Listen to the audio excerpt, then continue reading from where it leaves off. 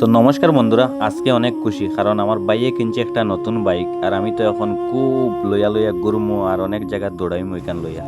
পার্বতীপুত্রায় গণেশায় নমো নমঃ। ওম শিল্পাচার্য দেবায়, ওম বিশ্বকর্মণে নমঃ। হিন্দু ধর্মের নিয়ম অনুযায়ী যে কোনো নতুন গাড়ি কেনার পরে পূজা দিতে লাগে।